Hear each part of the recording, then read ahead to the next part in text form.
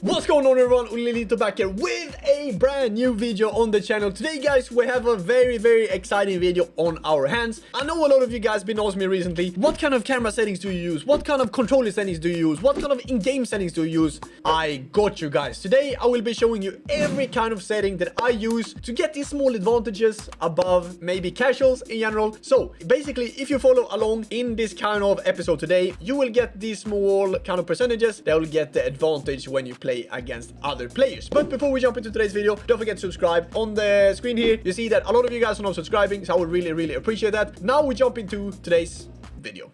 So we're going into game settings first of all, where we take a look at gameplay. I play with the competitive preset because I need to play with that. Shot assistant, in my case, it needs to be precision shooting. That's basically because when we compete this year, we all need to play with precision shooting on. And it's way harder in terms of playing it in terms of you have manual, precision and assisted. And I would advise every single one of you guys to play with assisted shooting on. If you're competing this year, play with precision because that will help you massively in terms of when we play competitive games in a competitive tab. Precision will only be the allowed shot assistance. So play with precision if you're a competitive player. If you're a casual player and play rivals, weekly, whatever, play with assisted on. Going down, time finishing needs to be on. Learn how to time finish, and if you see my previous videos, one great way to learn how to time finish is to go into the arena and just spam shots for 10-15 minutes every single day, and you will become a green machine in there. I promise you guys that. Passing, auto flare pass is off. Through pass assistance and lob through passes are semi, both of them. Ground pass assistance and cross assistance are assisted, same with lob passes. Pass receiver lock late, precision pass sensitivity normal. Going into defending, clearance assistant is directional, jockey manual.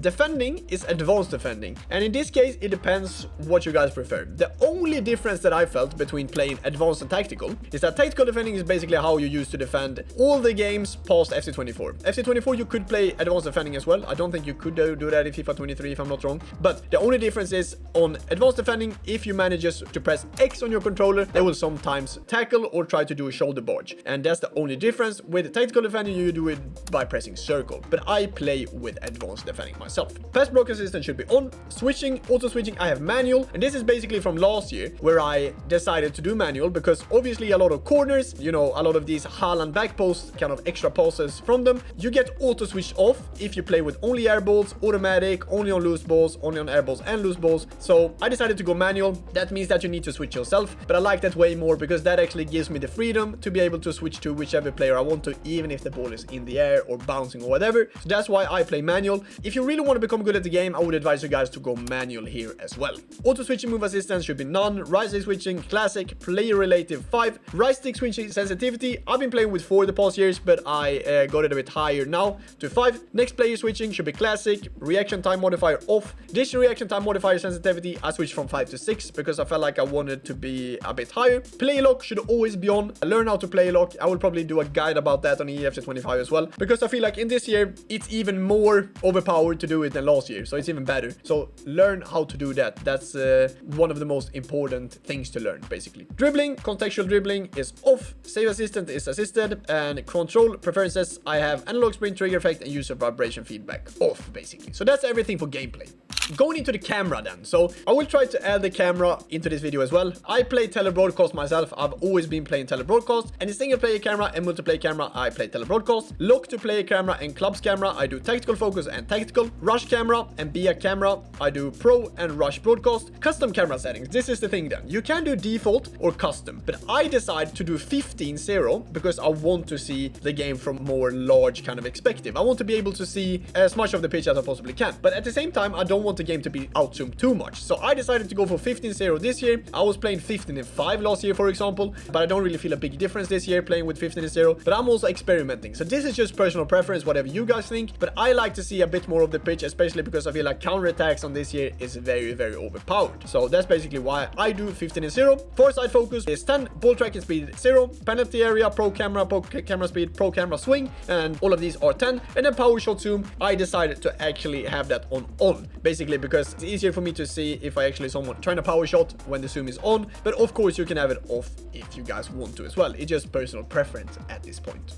And for visual, this is something that I don't think a lot of pro players will show you, but I wanted to show you guys this because player indicator, I always have the player name. You can have player number or player name, but player name for me works best. Player indicator size, I always play with large, and I actually copied this from Anders Weidgang himself because he is using this. So I decided, okay, that's something that makes sense because you see the player better basically, who has the ball or who you're controlling in general. Player indicator fade, communication system, and playstyle overhead indicators is on all of them. I usually in the past years with playstyles, especially on FC24, actually had it off, but now I actually want to have it on so I see what kind of playstyle I can use, especially the playstyle pluses. So for example, if I get the ball with Griezmann, for example, it will come up above his head that he has the finesse shot plus playstyle. Then that also reminds me of if I play someone and they get the ball with Griezmann, then I'm starting to move the keeper because the finesse shot outside the box is very, very good. So that's why I have it on. Next player switch indicator, I have that only in single player, but you can have it off, on, or only in single player. I decided to have it only in single player basically since we played a lot of 2v2,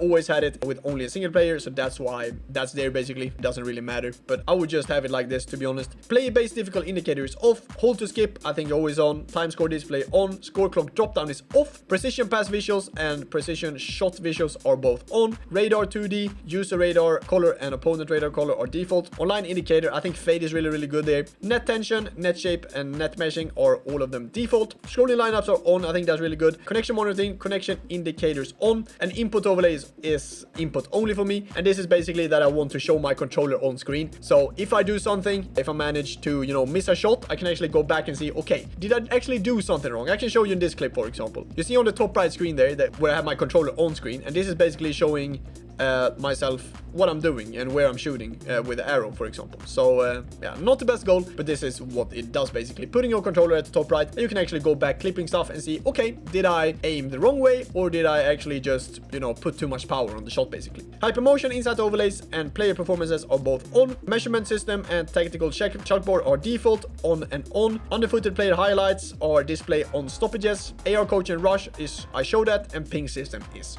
on basically.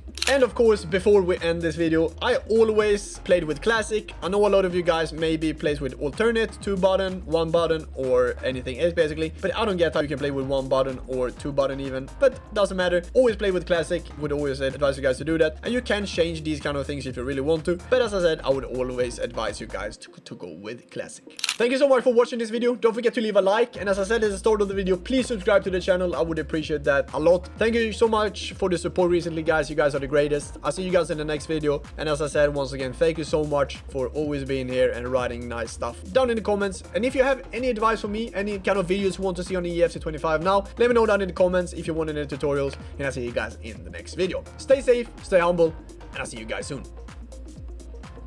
Bye bye.